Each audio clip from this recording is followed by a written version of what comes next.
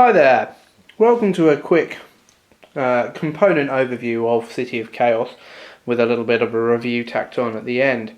This has been a Grail game of mine for a while. I know it's a Grail game for many. It's a storytelling game in a similar vein to Tales of Arabian Nights, but with a few tweaks. So with no further ado, we'll open up the box and have a look at what you get inside. Okay, so in front of us I have a game in progress, if you like, set out. To our right we have most of the components. You'll see at the back we've got the rulebook. I'll just pick it up and bring it closer to the camera. The rulebook itself has some pretty cool artwork on it. It's sort of very much in the keeping with the sort of sorcery books, the choose your own adventure books of the late 80s.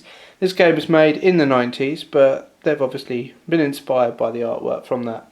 The rulebook is not very big, it's a thin rulebook. The game is quite self-explanatory, it's quite an intuitive game to play. After that we have the Tome of Chaos. The Tome of Chaos is effectively your book of adventures. You'll notice that this is much smaller than the Tales of Arabian Nights book. So it's an A5 book if you're in the UK. I'm not sure what the A5 book is in the US. And in it has a number of adventures. And we might have a review of one of those. I don't want to spoil it for people, but that's effectively what you're going to be reading from. After that you have a massive stack of tiles. Now each one of these is going to be a part of the city, and you can see that we have some of these sort of down here. So we actually have begun this first one with the two towers is where you begin the game, and when you reach the edge of a tile you'll be able to turn a tile over. One of the flaws in the game, of my opinion, is that there are way too many tiles in this game, and that can really slow the game down, which is a shame because it is quite a fun little game. You also have some cards. You can see there we've got action cards, we've got clue cards, we've got magic cards, location cards, specials and items. The graphic design on these are a bit limited, but this was self-published, so you can't really go wrong. The card stock itself is pretty good. Okay, there's someone probably cringing that I'm doing this to such a rare game, but that's the idea there. Finally, you have some big oversized cards. These are for guild membership. Okay, you can come across various guilds in the game. This is the Pyrotechnic, and he's got loads of fireworks there. As you can see, as I pan back, we've got some miniatures down here. I'm just going to try and zoom in rather than hold them up. And you can see that we've got our miniatures here. Oh, my camera is just struggling with the focus. There we go. So this would be the duelist miniature, and you can see, as you just heard from that one falling over, that these are made of pewter. They are very nice, okay, they're very well made. It's the only thing I find quite incongruous with the game, because you can see all of the other ones. There's no real benefit to having one over the other, they are just literally your player markers. They must have cost quite a lot of money to make. It seems a bit odd that they focus their money and their cost in that area. You've got some dice, a normal D6 and a D8. The only one of note is this one, which is the Cube of Chaos.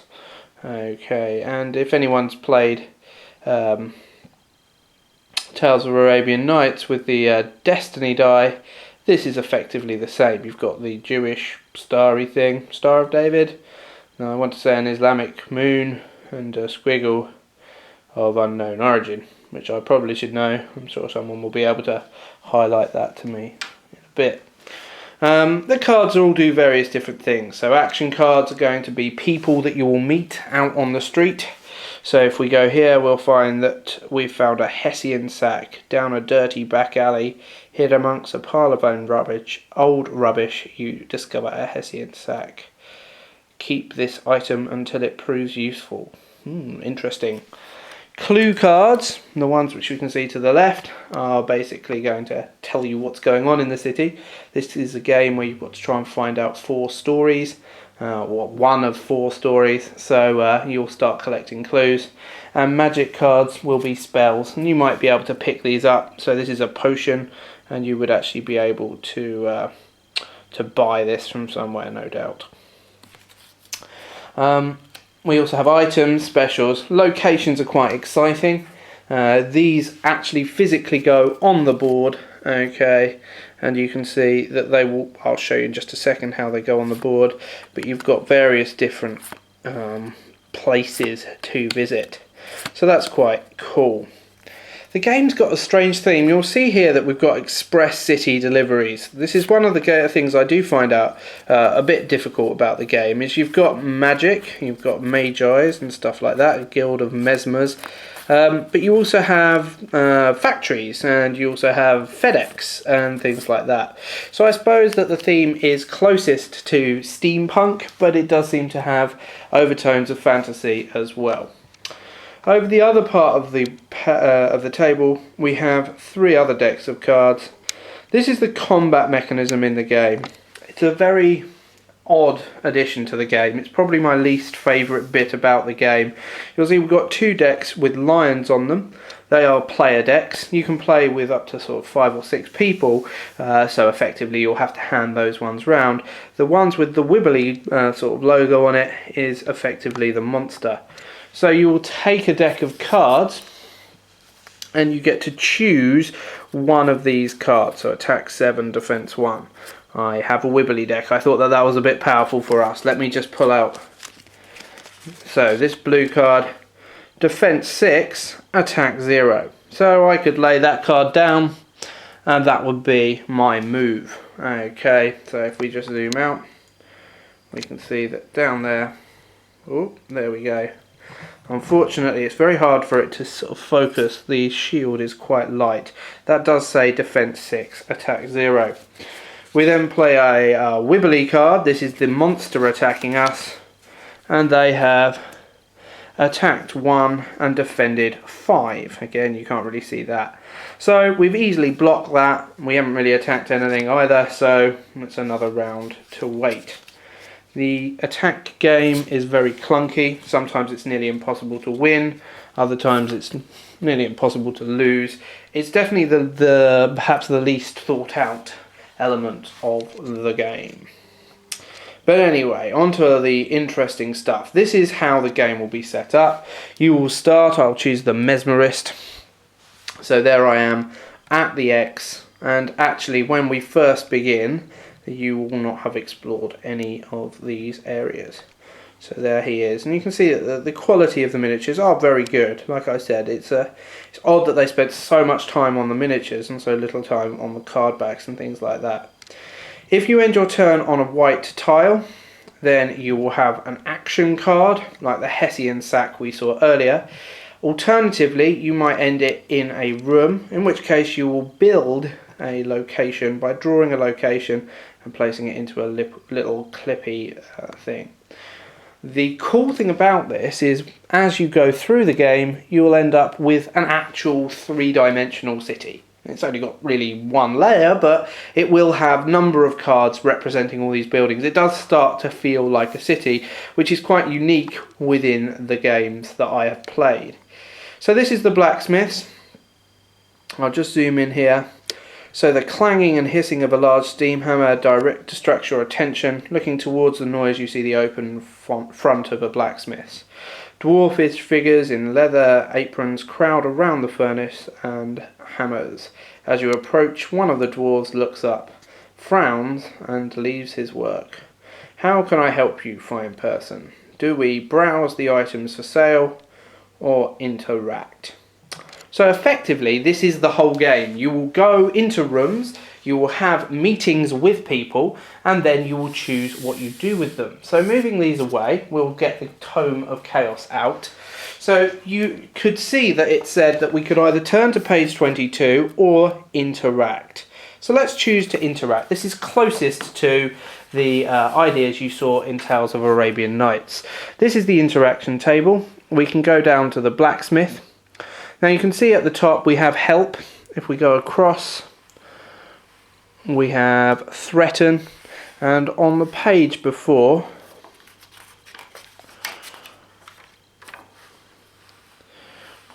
my camera's struggling there. We have greet. So let's say that given that they were quite friendly, we chose to greet the blacksmith. Now this might have just a smidgen of spoilers here, but you can see blacksmith 531, 419 or 291. So I roll my cube of destiny, and it has come out with this symbol. So just like the Destiny dice, this means that if the next person was to come into the blacksmith, they would not necessarily have the same outcome as I would. You can see that if I match the symbol with the blacksmith book, we have to turn to page 419. Now this is one thing I will say, is that the beauty of Tales of Arabian Nights is that there are so many outcomes, and the odds of you running into the same thing are quite slim. In this game, because you've got the blacksmith building, if I see you go in and get something cool, there's nothing really to stop me going in and following suit. So, whereas I used to find the repetition, if you like, in Tales of Arabian Nights was quite light, here it's actually quite strong, which is, I think, a bit of a detractor from the game. Obviously, there's a 1 in 3 chance that we'll have the same encounter, but I still think that that's common enough that it does detract slightly from the game. So, if we turn to page 419, we can see what happens in the blacksmiths. So, I'll just bring it down. There we go.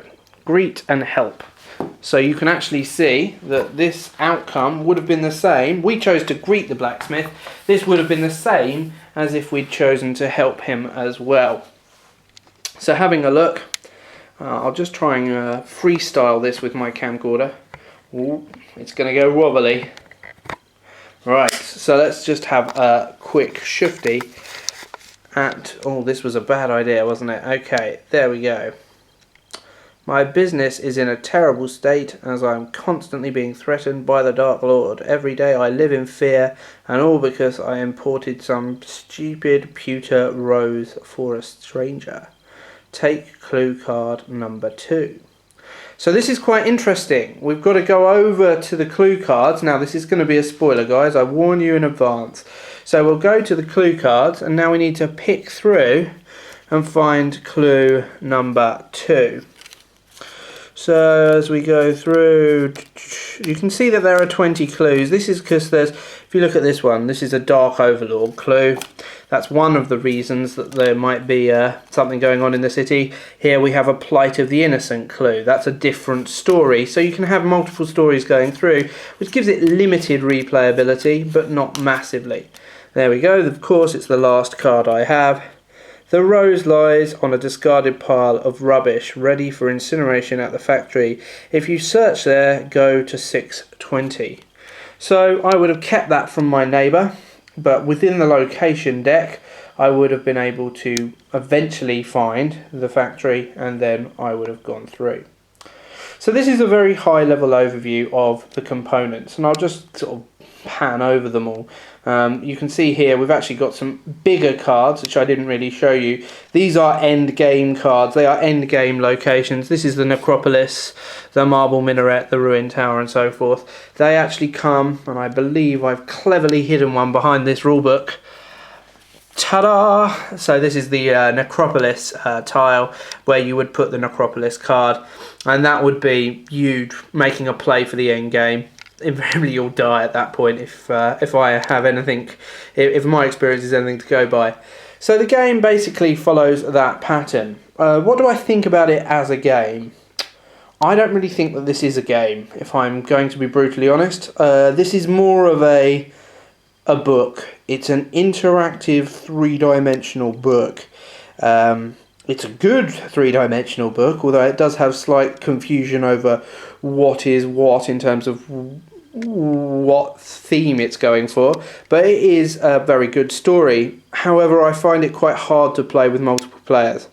I do very much enjoy the game, and I think once you've read through the stories they are quite enjoyable, but unfortunately there isn't a great deal of replayability here, not like the replayability you get with Tales of Arabian Nights.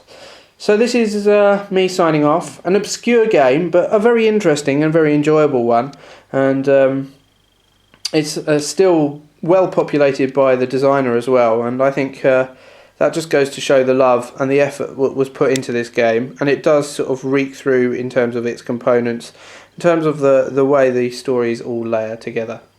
So, I hope you enjoyed this. This is Chris signing off. Merry Christmas.